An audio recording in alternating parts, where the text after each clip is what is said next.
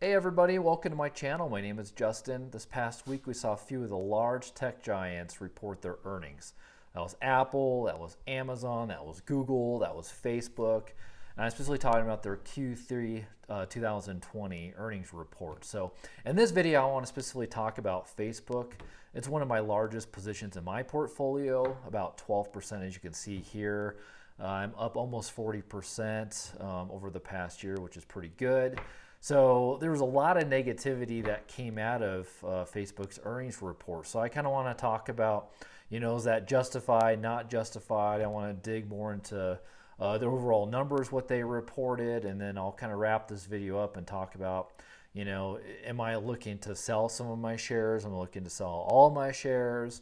Or am I looking to just kind of stay put or even possibly buy more shares? So we'll kind of get all into that in this video. So as far as revenue goes, Facebook reported about $21 billion of revenue, which is a 22% increase over the past year. And they also report about just under $8 billion in net income, which was a 29% increase year over year. So both of those were really, really solid numbers in my opinion. As far as earnings per share goes, analysts thought they would be coming in around 1.9, and they ended up reporting about, according to Yahoo, they reported 2.4, which is a little odd because when I looked at Facebook's earnings report and some other places I looked, it was around 2.7. So I'm not sure what the discrepancy is, but either way, their actuals came in over 25% of what analysts' expectations were. So those were all really, really good. Now, Facebook ended up having about $55 billion in cash and cash equivalents at the end of Q3. Now, out of that 55 billion, about 40 billion of that is in marketable securities. So they're still at a really, really good position as far as cash goes. And this company doesn't have any debt. So if you look across 99% of the companies out there in general have debt. So Facebook not to have debt as large as they are, that allows them to put more money into the research and development, put more money into potential buybacks of their shares. Also maybe start up some other parts of their business, whether you're talking about Facebook Shops, or when they're talking about Facebook Libra, which hasn't panned out yet so far, but it allows them to do other things. So they're in a good position there. And as far as free cash flow goes, they're really, really good shape. So Q3, they came in just under $6 billion. That was a 6% increase over the past year. And despite all going through this whole Rona situation, they're sitting really good, I think. And I was really impressed with their earnings. And as far as some of the negativity that came out of Facebook, I think one of them, the analysts were sky high in expectations. Snap reported their earnings a couple weeks ago and just smashed it out of the park. And so on Thursday leading up to them reporting earnings, Amazon was up, Facebook was up, Apple was up. You're talking 5+% that day. So expectations were huge. And even though Facebook beat all those expectations on the bottom and top lines, it still wasn't good enough, which is just kind of weird where we're in right now. This market is just so overpriced and expectations are just so high, and fundamentals are people are just not really caring about. So I'm not sure what Facebook could have done to impress analysts, investors even more. So for whatever reason, there's a lot of people that were expecting even more than what they came out with. Now, one thing that they did report that came as a shock to some people was that their overall users went down in the U.S. and in Canada. So they went from 198 million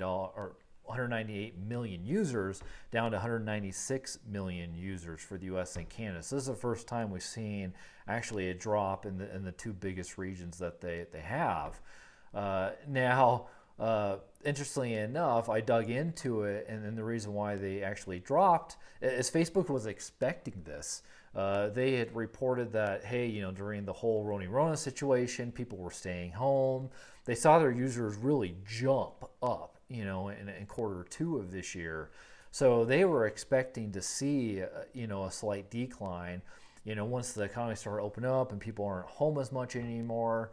They would see some of those users start dropping, and they did. So that really wasn't a shock. If you really were paying attention to what the company was saying, that wasn't really a big deal.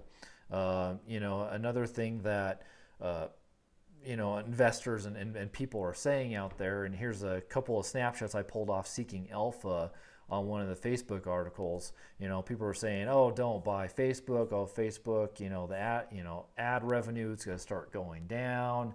And there's just a lot of negativity around, the revenue in general, and they're kind of overpriced. People are saying, oh, hey, they were under $200 a share not even a year ago, and they hit $300 here just a couple of months. And so it's just time to sell. They're overpriced. You got to get out. But in my opinion, when I even was buying Facebook a year ago, it was way undervalued. In my opinion, their forward PE has been around between 30 and 35.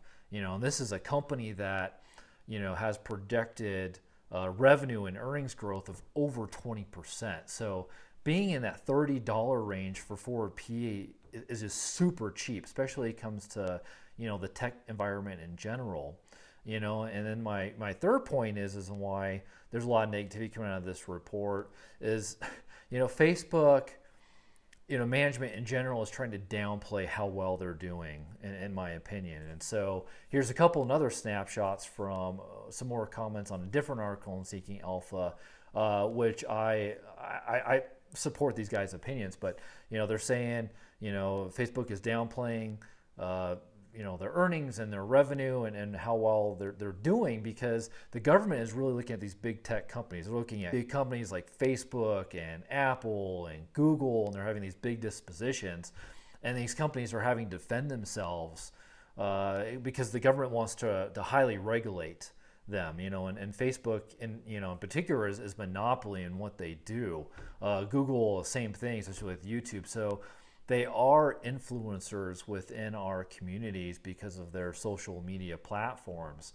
And so Facebook is trying to downplay, in my opinion, on how significant their impact is making across the globe. And there's a lot of people in government feel that they're influenced the election, and they influenced even the past elections. So this election come up, a lot of civil unrest.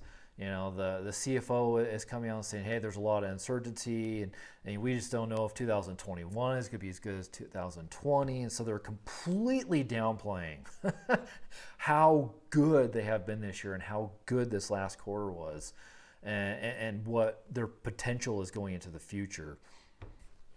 So what is my overall thoughts on Facebook? Well, their moat is just enormous.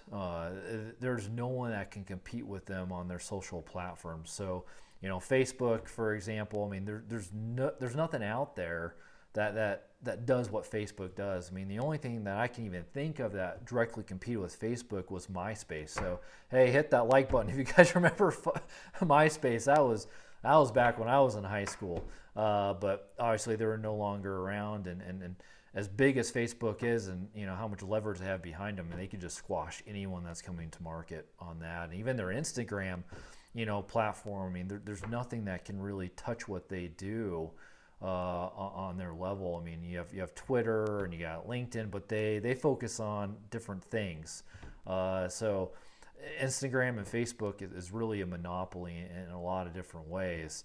Another thing is they keep developing, more platforms even within their platform. So, for example, you got Facebook Marketplace, and in my opinion, it's going to put Craigslist completely out of business. So I'd be shocked if Craigslist is around the next 3 years. And even personally, I tend to go to the Marketplace before I go to Craigslist, and I don't know if you guys know this, but Craigslist is actually even charging now if you want to post an ad on there. I posted my vehicle back in April, and it was a nominal fee. It was like $5 or something, but I never had to pay Craigslist when I was posting, an ad for my car or whatever. But now they're doing it. I think they're financially hurting and they have to do it. So I think they're going to see their business going down and the marketplace going up. I think there's also a piece of the marketplace where there's a comfortability aspect of it. You can see the person; they seem more real than Craigslist. So I think that Facebook has that going for them as well. Another kind of platform that they put within Facebook is Facebook Shops. So we'll kind of see how that does over time. But I think that can really help small business build their own shops and sell their items within Facebook. So I can see that being a big part of Facebook going forward. And with Facebook, Zuckerberg, there's a documentary on him on Netflix, and it's really interesting. I would definitely go check it out if you can. And I mean, after I watched it, it was like an hour long. I kind of like Zuckerberg more, but I also disliked him more at the same time. And what I've heard about Steve Jobs, there's a lot of similarities, it seems like, with Zuckerberg. He is so dedicated to his craft, but he doesn't really care what other people think. Like, he has a certain vision and he wants people to go to that vision, and he just doesn't care what other people think at all. And I think that's what's gotten him this far and will continue to keep Facebook going. But because of that too, he's had a lot of setbacks. And so, you gotta like him and hate him for different ways, I guess. But let's talk about what I think about the current price of Facebook, and what am I doing with my shares right now. And right now Facebook is sitting around $263 a share as it closed on Friday. Now it went all the way up to over $300 a share here a couple months ago, and even a year ago when I started buying in, I was buying in around $185, $190 a share. Currently, my opinion is that the company is fairly valued, and Warren Buffett and Charlie Munger, they always say that it's much better to buy a great company at a fair value than buying a fair company at a great value. And right now, I think Facebook is a great company at a fair value, and with them projected to be growing at 20 to 25% a clip, over the next 5 years, and I think they're easily going to be able to do that with their ad revenue. I do think that they're fairly valued right now. I'm not doing anything with my shares. It's currently one of my largest positions, so I don't want to add shares, and I certainly don't want to get rid of shares. This past quarter has just proven to me what I already know, that Facebook is a great company and it's going to keep growing. Doesn't matter if there was a Rona situation. They were just very well leveraged to take advantage of the situation. So with their zero debt, with their huge cash that they have, the cash flows that are coming in, I think Facebook is just going really far into the future, and I'm very bullish on this company. So I'm not looking to sell anytime soon. I'm hoping I can hold on to this company for 5 to 10 years, and we'll kind of see where it goes. But hopefully, guys, you learned something from this.